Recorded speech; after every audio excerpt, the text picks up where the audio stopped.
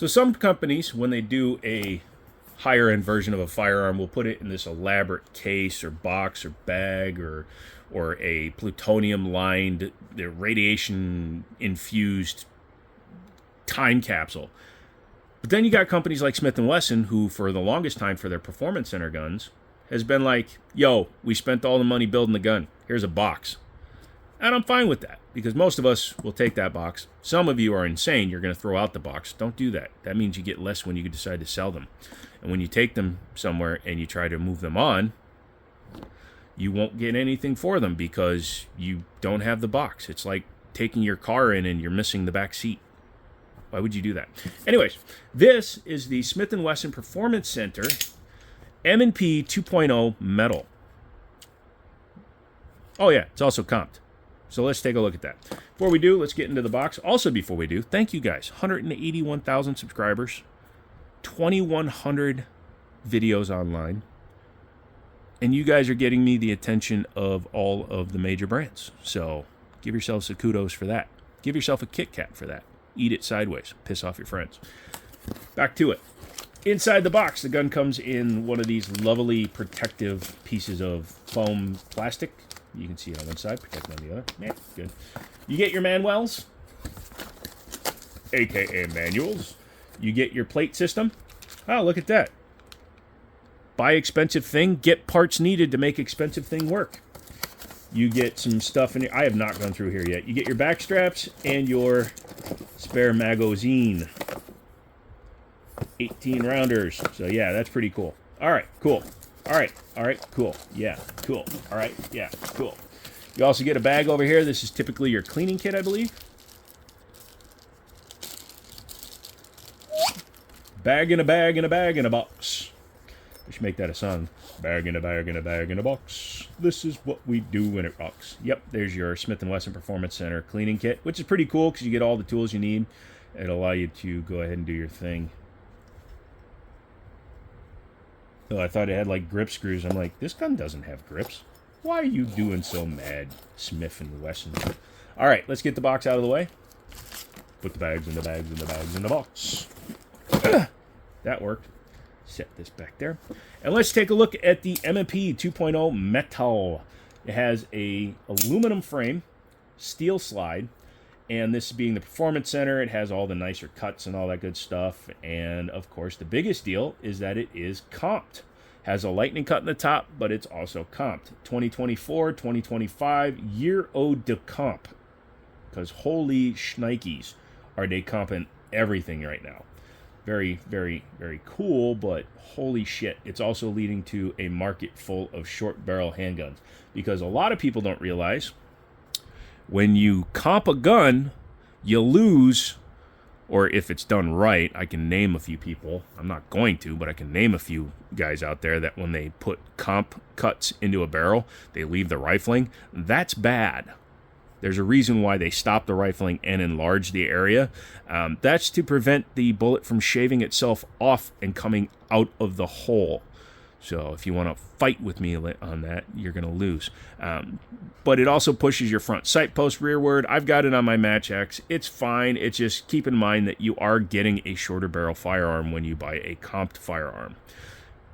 Some people will tell you the better way to do it is buy a gun with a threaded barrel and put a comp on it. I kind of lean that way because then you can also suppress it, so double your fun. There we go. Very nice designs. The cuts are very good on this gun. Front and rear slide serrations, and it even has cocking ears, kind of like HK with the VP9 and the P30 and all that stuff. So if you're a, I'm going to pull it from here kind of guy, you can grab it there, or you can grab it over the top, or you can grab it up here at the front if you have stronger hands than me. I don't have strong hands today. Things happen when you have chronic illness. I like the lightning cut in the top. Kind of looks like one of those warning things. Warning, warning, warning. Like there should be, when it fires, there should be a little sign that, you know, on the part of the barrel. Actually, on top of the chamber, that would be cool, so that when it comes back, it says, firing. Hey, if you do that, Smith & Wesson, I want 8 cents. It has an optics cut on the top. Yeah, it does retain the rear sight, so if you get a set of night sights or if you get a low profile optic, you can then co-witness, although the fact that you need a plate means that you're not really going to be able to do that.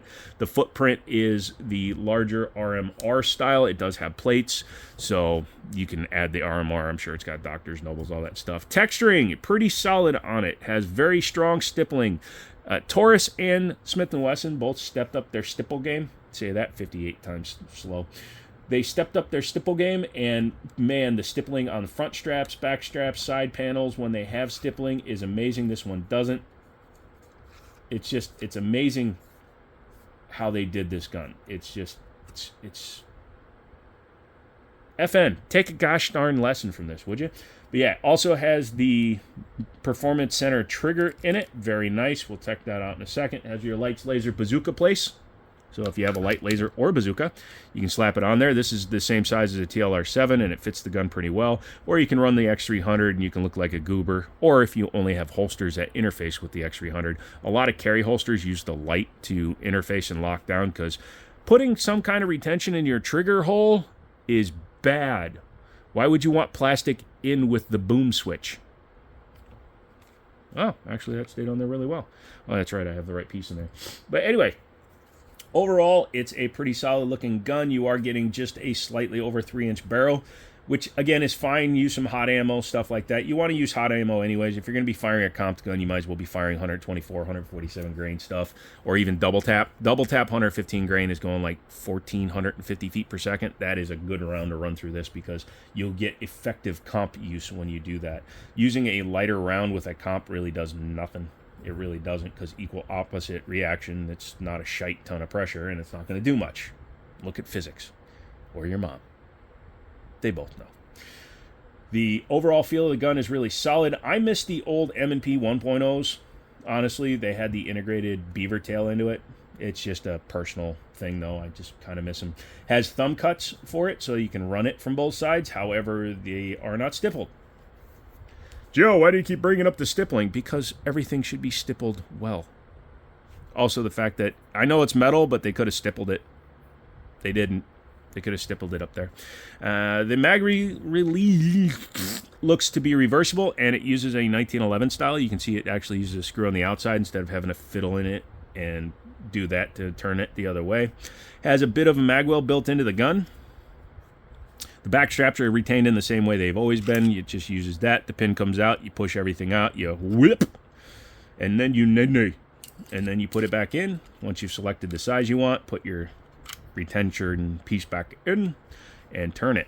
It also functions as the back portion of the magazine. So when it's in there, it kind of flushes it out. Very nice. Magazines are drop-free, as they should be. Hey man. Hey, sign. Why would you fall over? We don't want you falling over. Also, find a place to type that in somewhere and see what happens. Looking at the overall build of the gun, this thing is super solid. It's also super expensive for a striker fire gun. Not outside the realm of like an X320 Legion or a Rival S, but still expensive as it is. Let's talk about that trigger real quick.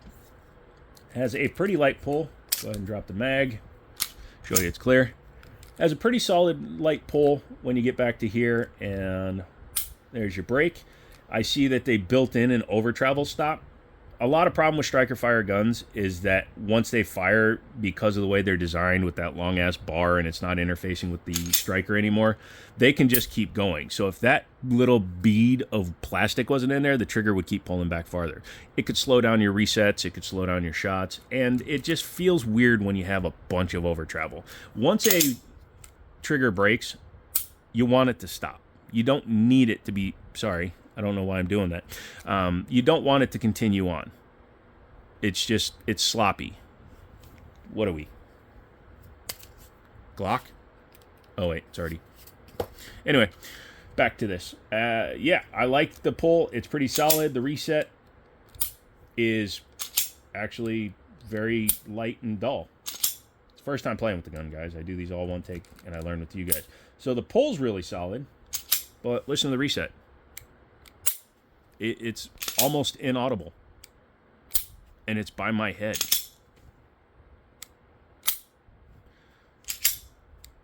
Yeah, no tactile feel, none of that stuff. But, you know, again, if you're good with your trigger, you should be able to Actually, that's a little disconcerting. Sorry. I like at least some kind of click or feel, because when you're riding your reset, so some people will ride the reset out and then fire again. So you want to have something like an audible click. So click to fire. You hear that? Even, you like the side of my head? Even our favorite gun in the world, Mr. G-Lock, pull. So I'll give it credit for that. This Glock has a better reset than this M&P. Sorry, M&P. I'm calling you out on that. Trigger itself is really nice. You guys want to take her apart? Huh? Yeah, you guys want to take her apart? Okay. Go ahead and lock her to the rear. That gives you a second to check it. Ow. Make sure that it is empty. There's a sharp piece of metal from the slide lock in there. That hurt. Make sure it's empty. Make sure it's empty. Then you're going to take your front lever and push it down to 90 degrees. That disengages the locking block and allows you to then remove the top of the gun. You have to pull the trigger. Striker fired. Very common. Blah, blah, blah, blah, blah. Has a spring in there with some paint on it. Pay attention to that. That's how you reassemble it. Hey, look, it matches the blue almost on this design. Taking a look at the barrel. Very solid. Taking a look at the way they do their cut. They literally, when they form the barrel, it's not rifled inside of it. And then they just punch down right in front of where the barreling actually ends. So effectively, that's your barrel. You have a compact gun barrel, but it looks longer. Inside the slide. Oh, what a night. Inside here, you can see all the different roll pin locations. Underneath this plate, you have the roll pin for the extractor and a lot of other internal components. There's your firing pin block, your striker tube, and your dots that I believe Smith & Wesson uses for date information on these guns. I can't remember if that's exactly right, but I thought they did it. It's kind of like an inventory braille. Very nice. Taking a look at the frame. It's got a decent amount of weight to it. It's not steel, but it's pretty heavy, man. With the steel inserts for the guide rails and everything, it actually has some decent weight. I was looking at it, I was like, why is the serial number on the side like that without a metal plate? And then I forgot. It's friggin' metal. Yeah, nice. Let's see, what was I jamming? Yeah, I was jamming my finger on the... That's weird that would be that sharp. What if you're clearing a malfunction? Again, Smith, I'm not trying to be rude, but I find some weird shiz on your shiz. You don't need it to be sharp, man. Oh no, someone stole my gun. I hope he sticks his finger in it. Ow! But yeah, what if you're pushing your mag out because it's jammed, which I've had to do? Smith, naughty. Make that rounded. But yeah, the... that locks in on your, you can see it pushes down on the follower, or it gets pushed up by the follower when the gun is empty to lock the slide open. And that is overly sharp. Don't do that, Smith. Bad Smith. Bad, bad. Go eat a monkey. Overall, though, the fit and finish is really solid besides that. Besides the thing that could give you tetanus. Yeah, go ahead and reassemble it. Make sure you paid attention which way the painted end went in, so that you can duplicate it. Duplicate. Good character from Invincible. Take your slide, take your frame, take your stuff, slide it back. You're going to just slide it back to your fully open and locked position. This is where you would normally be when the gun is done firing. Drop your tab and let's kill a cat. And drop the slide on an empty chamber. Call back. Throwback. Y'all know what I mean. But yeah, that is the Smith & Wesson Performance Center M&P 2.0 metal. Good gun. I like the idea of having metal frames. I'm a metal guy. Give me a metal gun any day, and I am a happy camper. Also, I love this little sign. I don't know what it stands for. You should probably type that in Google. But yeah, we do live stream 3 times a week. We check out guns. I go to the range now every week. I will be taking several guns, including the CZP-09 and a few others out to the range tomorrow, and then they're going to go up on Fridays. So if you're a member, $2 level or higher, you get early access to all my videos, which means you can watch them weeks before everybody else now because I'm batch filming again. So leave a comment. Let me know if you have one of these, what you think of it, what you don't like, what you do like. If you like the fact that it can cut your finger when you try to clear a jam, well, you're a psycho. Otherwise, come back for another video. Like the video. And, yeah, I'll talk to you later. I don't know how to end these anymore. I don't know what to do with my hand.